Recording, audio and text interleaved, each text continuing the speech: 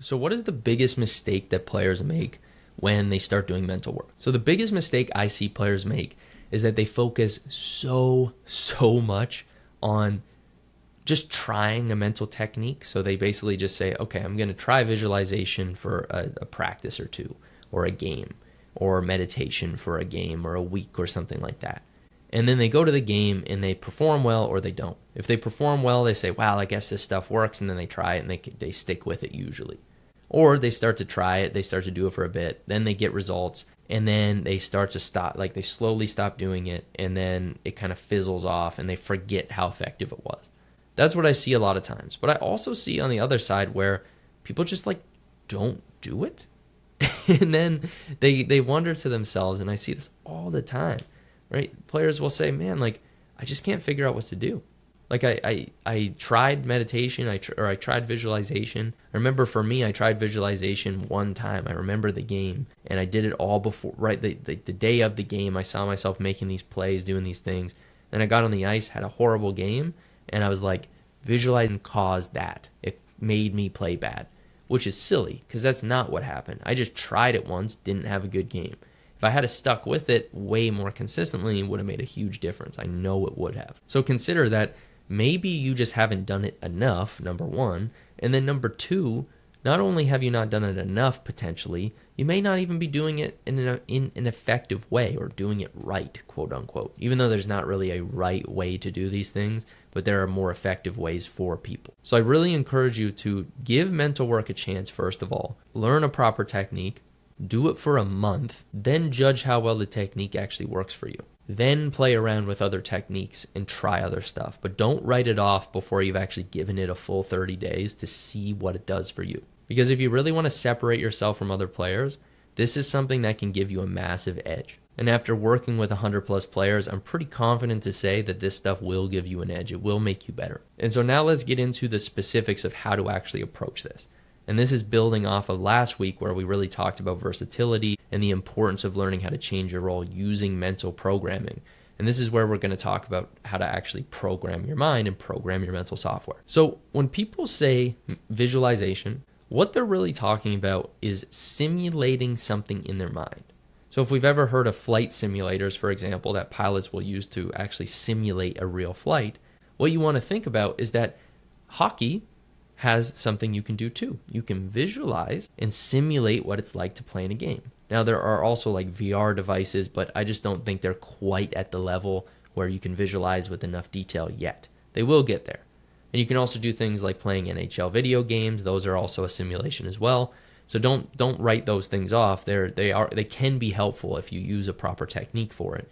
But when we mentally simulate, when we use visualization, we're learning how to actually create experiences in our mind, which is going to alter our mental programming. So then when the real thing comes up that's like that, we will then respond similarly to how we programmed ourselves. So really how you program your mind is three core things.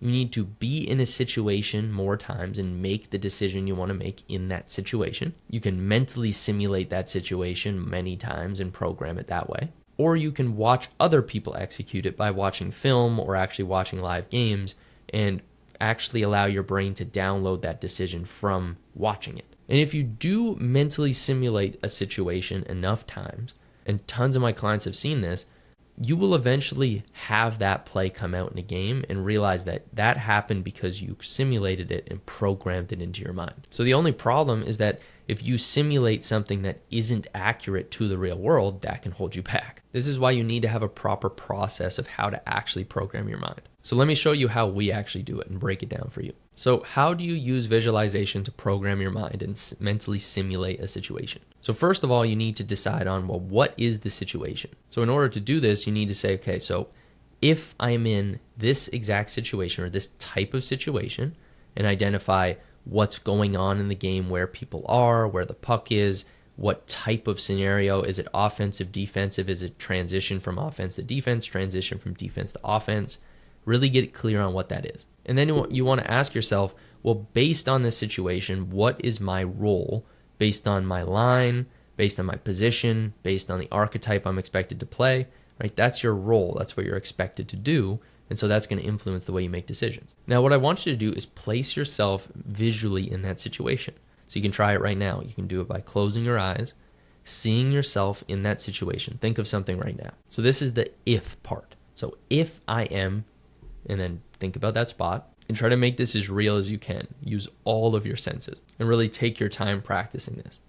And remember, it's going to take about 100 to 300 reps to actually make that simulation a programmed piece of software. And it's also going to take about 100 to 300 reps to just get good at doing this if you've never really done this before. So don't think you got to be perfect on the first time. Practice, practice, practice, and you will get better at it. And that was my poster that just dropped. Now, what you want to do is visualize your response. So you had the if situation. So if I'm in this situation, then I do this.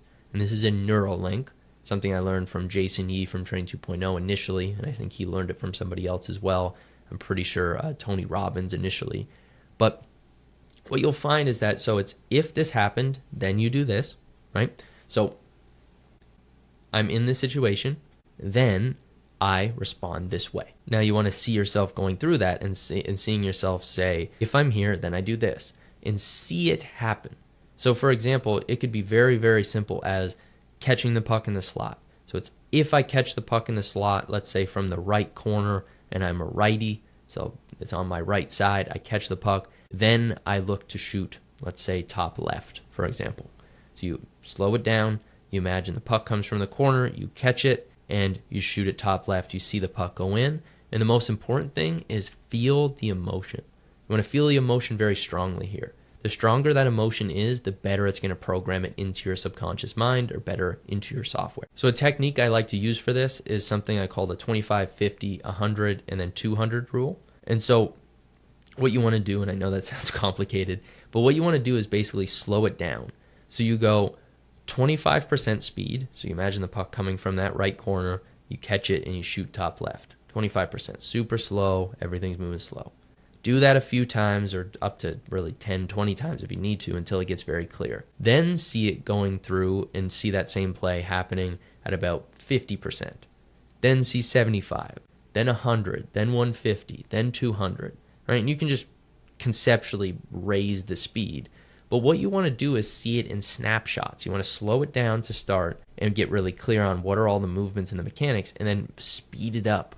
And the faster you can get with this, the easier it's going to click in a game, because in a game you don't have much time. So you want your brain to just associate, boom, I catch the puck from there, boom, I shoot it in. You know what to do instinctually. This is how you get it to be instinctual.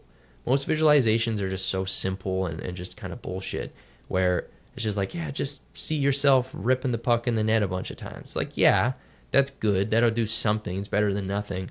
But the details are what are going to separate you, right? And so let me break this down a little bit more. And there's actually a quote from Darryl Belfry's book, Belfry Hockey, which I thought was awesome. And so I'm just going to read this off to you. So I'm just going to look at this now. So what he said is, you may already be familiar with Anatoly Tarasov's concept of the 3 skill speeds in hockey. So you have speed of hand, speed of skating, and speed of mind. But there's also a 4th skill speed, perception of speed. So you might be able to skate fast but understand conceptually where you need to be and have great hands. But it's really important. But what's really important is the 4th skill speed, your perception of speed. So everyone, when you're playing, is viewing the game as being played at a certain speed. The perception of that speed for each individual person is different. So the top players, for example, see the game being played at a very slow pace with really crystal clear vision. But then the weakest players on the ice feel like it's going 90 miles an hour in a blur. So the game is going at the speed that it is, but the perception of speed for each player is different. Are you starting to see what I mean?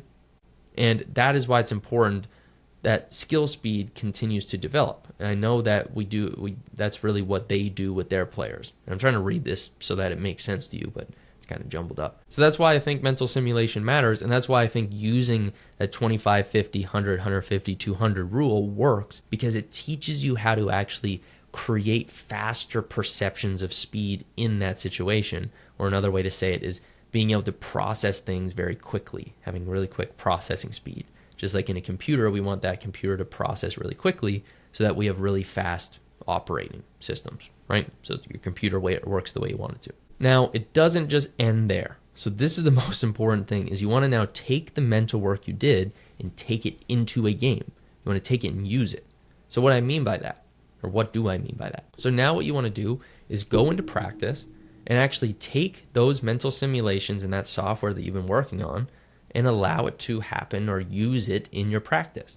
Now, you can do this physically by doing it with roller blades or doing it off ice with just shoes, and you can start to get it physically into the world. That can help.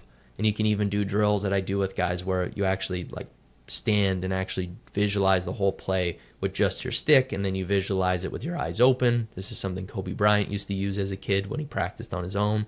And you can use these techniques, but the key thing to realize is that it's about trying to get the mental to appear in the world and testing it there and seeing how accurate your mental simulation was and taking it and saying, okay, well, in my practice simulation, it was different. So I'm going to change my mental simulation next time I do it. So you go home from practice, you adjust it, and then you come back to practice again the next day, test it again, see what happens.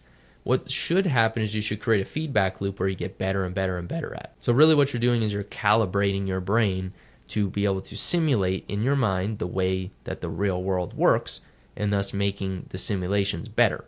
And by doing this process, you're going to be an amazing visualizer, and you're going to have the skill to really program anything you want.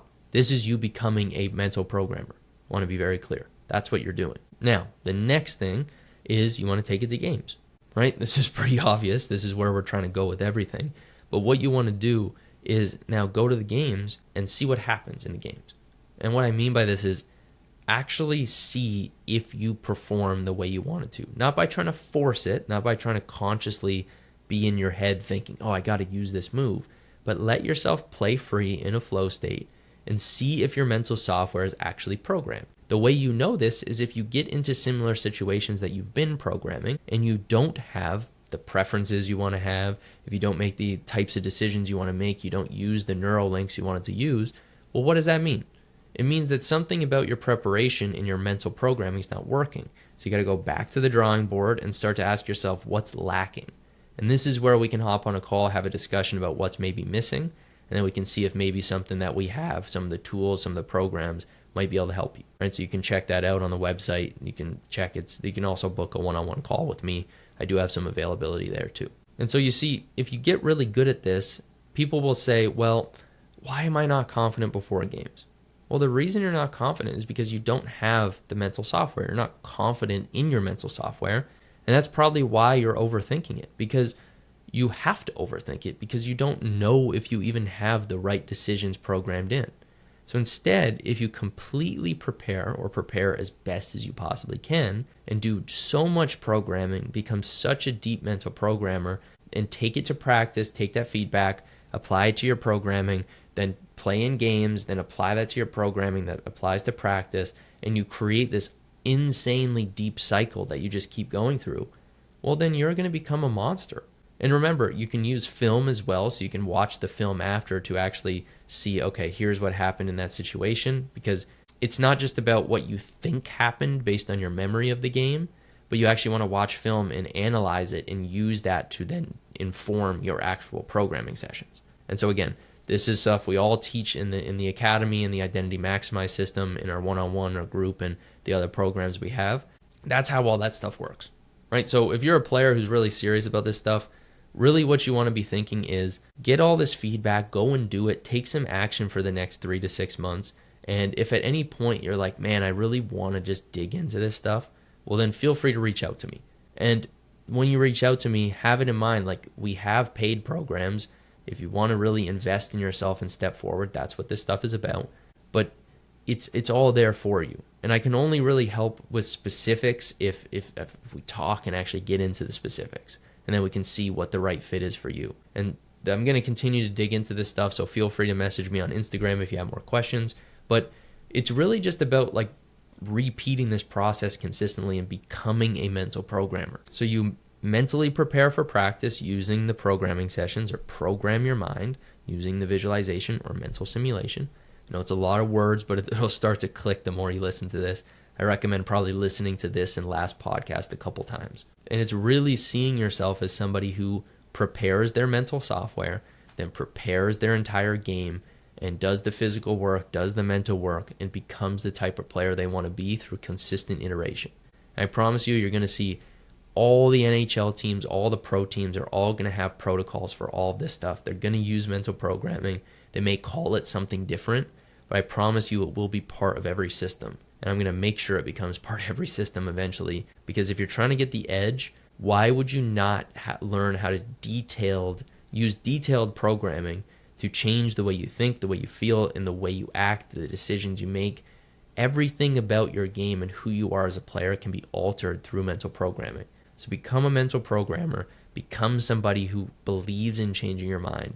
Because even if you just believe it, just through the act of placebo and believing it's going to work, you're already going to be changing it. Now, when you realize it does work without even the placebo, then you're like, holy shit, this is going to change my life. And so if you got something from this, please make sure, I'll say this again, just like or whatever, or give it 5 stars and leave an actual rating online. It helps me so we can grow this thing. And I hope you have an awesome week, and I'll see you guys at the next level.